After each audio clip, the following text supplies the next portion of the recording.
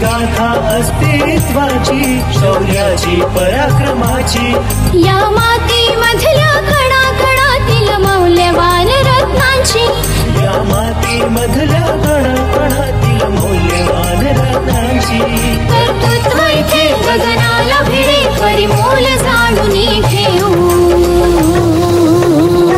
व्यक्तिविशेष.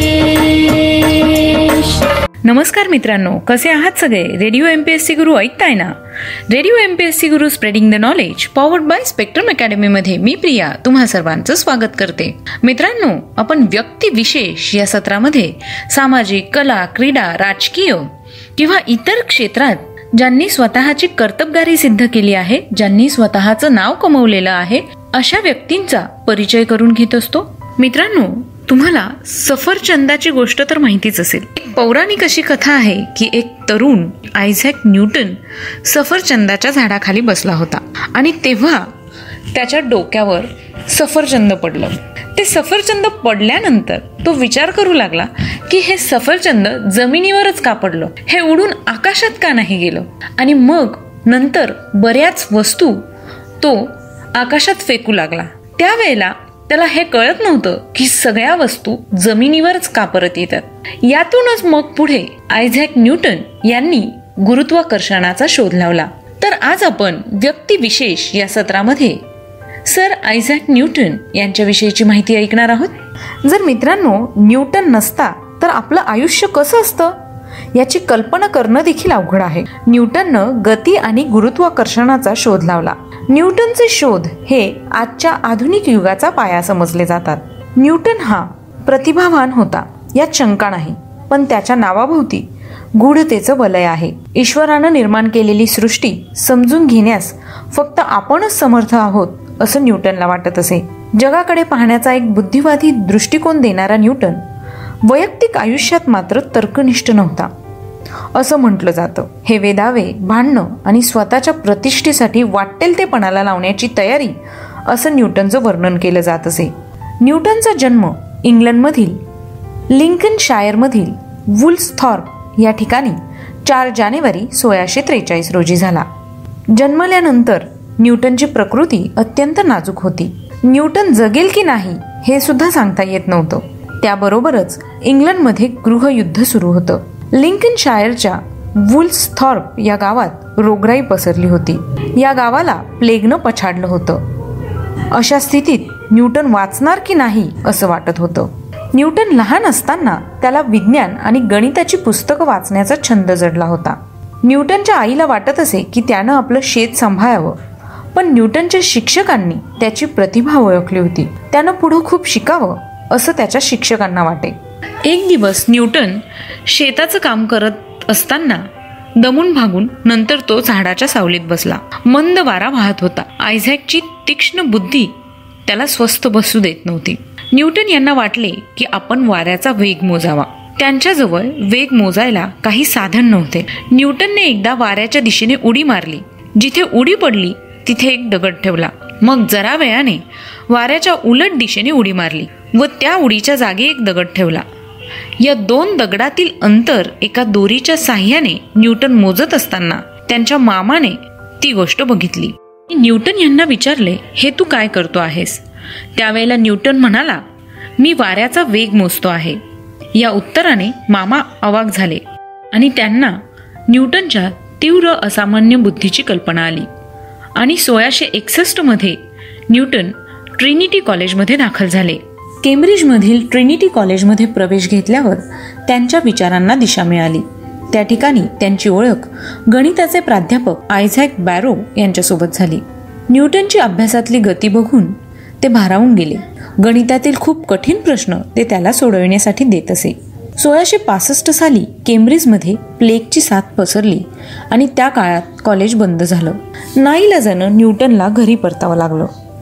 वाचनापेक्षा निरीक्षणाने ज्ञान मिळतं असं या काळात न्यूटनला वाटायला लागलं. त्यामुळे न्यूटनने अभ्यास कमी करून वेगवेगळे प्रयोग करायला सुरुवात केली. याच काळात न्यूटननं आधुनिक कॅल्क्युलस या प्रणालीचा पाया रचला, पण याबाबत त्याने कुठेही वाच्यता केली नाही. 1668 मध्ये न्यूटन यांनी MA ही पदवी संपादन केली. न्यूटन यांचे गुरु आयझॅक बॅरो यांनी न्यूटन यांची योग्यता ओळखली होती आणि 1669 मध्ये जेव्हा बॅरो यांनी केम्ब्रिज विद्यापीठातील आपल्या गणिताच्या ल्युकेशियन प्राध्यापक पदाचा राजीनामा दिला, तेव्हा वयाच्या केवळ 26व्या वर्षी न्यूटन यांची त्या पदावर नेमणूक झाली. ल्युकेशियन प्राध्यापक म्हणून नियमाप्रमाणे त्यांनी आपल्या व्याख्यानांची हस्तलिखिते विद्यापीठाच्या ग्रंथालयात ठेवली. ही व्याख्याने पुढील विषयांवरील होती. यामध्ये प्रकाशकी, अंकगणित व बीजगणित, प्रिन्सिपिया या ग्रंथाचा पहिला भाग, त्याचबरोबर सूर्यकुलातील ग्रह, उपग्रह, धूमकेतू व भरती ओहोटी, the system of the world या पुस्तकात त्यांनी लिहिलेलं होतं. 1688 ते 1696 पर्यंत त्यांनी कोणत्या विषयांवर व्याख्याने दिली याची नोंद उपलब्ध नाही. 1689 मध्ये केम्ब्रिज विद्यापीठाचे प्रतिनिधी म्हणून संसदेत त्यांची निवड झाली व पुढील वर्षी संसद विसर्जित होईपर्यंत ते त्या पदावर राहिले. 1701 साली त्यांची संसदेत पुन्हा निवड झाली, परंतु राजकारणात त्यांनी कोणताही महत्त्वाचा भाग घेतला नाही. 1690 मध्ये संसद विसर्जित झाल्यावर न्यूटन केम्ब्रिजला परतले व काही काळ त्यांनी गणितावर संशोधन केलं. परंतु 1692 ते 94 या काळात मानसिक त्रास यामुळे ते आजारी पडले आणि त्यांच्या कार्यात खंड पडला. केम्ब्रिजमधील जीवनाचा कंटाळा आल्याने ते तेथून बाहेर पडण्याचा विचार करू लागले. 1696 मध्ये त्यावेळेचे अर्थमंत्री चार्ल्स मॉन्टेग्यू यांनी न्यूटन यांची अधीक्षक वॉर्डन म्हणून नेमणूक केली व 4 वर्षांनी ते तेथील मुख्याधिकारी झाले. अधीक्षक असतानाच ते केम्ब्रिज येथील प्राध्यापक पदावरही होते, परंतु मुख्याधिकारी झाल्यावर त्यांनी प्राध्यापक पदाचा राजीनामा दिला आणि ते लंडन येथे स्थायिक झाले. गणितशास्त्रातील न्यूटन यांची महत्त्वाची कामगिरी म्हणजे अवकलन व समाकलन यांची निर्मिती ही होय. अवकलनांकाला त्यांनी फ्लक्शन हे नाव दिलं होतं. अवकलनांक दर्शविण्याकरता त्यांनी शिरोबिंदूंचा उपयोग केला. त्यांनी अवकलनाच्या साह्याने वक्राची स्पर्शिका काढण्याची पद्धत निश्चित केली. समाकलन या संकल्पनेची मांडणीही त्यांनी केली. समाकलनाचा उपयोग त्यांनी वक्राने वेढलेले क्षेत्रफळ व घन आकृत्यांचे घनफळ मिळविण्याकरता केला. अवकलन व समाकलन यांना जोडणारे कलनशास्त्रातील मूलभूत प्रमेय त्यांनीच मांडले. 7 अंतर कलन या कलनाच्या दुसऱ्या एका शाखेतही त्यांनी महत्त्वाची कामगिरी केली. कलनशास्त्राचा निर्माता कोण यासंबंधी 1705च्या सुमारास न्यूटन आणि जर्मन गणिततज्ञ G.W. लायब्निट्झ यांच्यात बराच मोठा वाद निर्माण झाला होता. बीजगणितात महत्त्वाचे मानले जाणारे द्विपद हे प्रमेय न्यूटन यांनी मांडले होते. न्यूटन यांचे सर्वात महत्त्वाचे कार्य म्हणजे त्यांनी मांडलेला गुरुत्वाकर्षणाचा नियम हे होय. गुरुत्वाकर्षणाची थोडीशी कल्पना न्यूटन यांच्या पूर्वीच्या शास्त्रज्ञांनाही होती, पण न्यूटन यांनी आपल्या नियमाद्वारे तिला निश्चित स्वरूप दिले.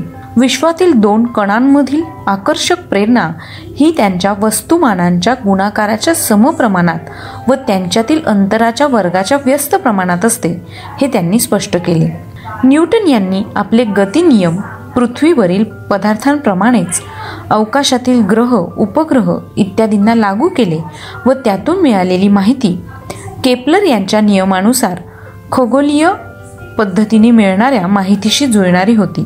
यामध्ये बुध या ग्रहाचा मात्र अपवाद होता. ग्रहगतीतील अनियमितपणाचाही त्यांनी अभ्यास केला. न्यूटन यांनी गोलाची त्याच्या बाहेरील वस्तुमानावरची आकर्षण प्रेरणा त्याच्या केंद्रबिंदूमध्ये केंद्रित झालेली आहे असे मानता येते हे सिद्ध केले. प्रकाश हा दीप्तिमान पदार्थांपासून बाहेर पडणाऱ्या सूक्ष्म कणांचा बनलेला असतो असा सिद्धांत न्यूटन यांनी मांडला. प्रकाश व या सिद्धांताच्या आधारे त्यांनी परावर्तन, प्रणमन इत्यादी प्रकाशीय आविष्कारांचे स्पष्टीकरण मांडले. थंड होत असलेल्या पदार्थाचा थंड होण्याचा दर हा त्याच्या व भोवतालच्या तापमानात असलेल्या फरकावर अवलंबून असतो. हा शीतलीकरणाचा नियम न्यूटन यांच्या नावाने ओळखला जातो. न्यूटन यांचा mathematical principle of natural philosophy हा प्रख्यात ग्रंथ 1687 साली प्रथम प्रकाशित झाला. या ग्रंथाच्या पहिल्या भागात गतीच्या गणितीय दृष्टिकोनातून विकास केलेला आहे, तर तिसऱ्या भागात या गणितीय सिद्धांतांचा उपयोग ज्योतिषशास्त्रीय व भौतिक प्रश्न सोडविण्यासाठी केलेला आहे. दुसऱ्या भागात रोधक माध्यमातील पदार्थांच्या गतीचे विवरण केलेले असून या भागाचा ग्रंथात समावेश करण्याचा विचार न्यूटन यांनी नंतर केला होता असे आढळून आले. या ग्रंथामुळे न्यूटन यांची कीर्ती सर्वत्र पसरली. या ग्रंथाचे वैज्ञानिक जगतात श्रेष्ठत्व अबाधित राहिले. आधुनिक विज्ञानाच्या विकासाला या ग्रंथापासूनच सुरुवात झाली असे मानण्यात येते. ऑप्टिक्स हा त्यांचा दुसरा महत्त्वाचा ग्रंथ 1704 साली प्रथमतः प्रसिद्ध झाला आणि न्यूटन यांच्या आयुष्यातच त्यांच्या 3 आवृत्त्या निघाल्या. आता आपण न्यूटन यांच्या गतिविषयक नियमांविषयीची माहिती घेऊया. न्यूटनचा पहिला गतिविषयक नियम असा आहे की कुठल्याही शरीरावर बाह्य अस्थिर बल जोपर्यंत क्रिया करत नाही तोपर्यंत ते शरीर एक सरळ रेषा किंवा समान गतीत कार्यरत राहते. याला जडत्वाचा नियम असे देखील म्हटले जाते. न्यूटनचा दुसरा नियम असा होता की संवेगाचे परिवर्तनाचा दर हा प्रयुक्त बदलाशी समानुपाती असून संवेगाचे परिवर्तन बलाच्या दिशेने होते, म्हणजेच F=ma. यानंतर त्याचा तिसरा नियम असा होता की प्रत्येक क्रियेला समान, विरुद्ध व समकालीन प्रतिक्रिया असते. 17व्या शतकामध्ये न्यूटन यांनी गुरुत्वाकर्षणाचा शोध लावला. पृथ्वीचे गुरुत्वीय बल हे नेहमी वर जाणाऱ्या वस्तूच्या विरुद्ध दिशेने असते. त्यामुळे वर फेकलेल्या वस्तूची गती कमी कमी होत जाते व शेवटी ती शून्य होते आणि मग ती वस्तू आणखी वर न जाता खाली पडायला लागते आणि खाली पडताना तिच्यात गतीत गुरुत्वीय बलामुळे सतत वाढ होत जाते. असे महत्त्वाचे शोध न्यूटन यांनी लावले. न्यूटन 1672 पासून रॉयल सोसायटीचे सदस्य होते. 1703 मध्ये ते सोसायटीचे अध्यक्ष झाले. त्यानंतर मृत्यूपर्यंत त्यांची या पदावर निवड करण्यात आली होती. पॅरिस येथील सायन्स अकॅडमीने 1699 साली त्यांना सदस्यत्वाचा बहुमान दिला. सर न्यूटन यांचे 20 मार्च 1727 रोजी निधन झाले. तर मित्रांनो, हे होते आजचे व्यक्तिविशेष हे सत्र. तुम्हाला व्यक्तिविशेष या सत्रात न्यूटन विषयीची माहिती कशी वाटली ते आम्हाला नक्की कळवा. त्यासाठीच आमचा व्हॉट्सअप क्रमांक आहे 8698 म्हणजेच 8698869880. ऐकत रहा radio MPSC Guru, spreading the knowledge, powered by spectrum academy.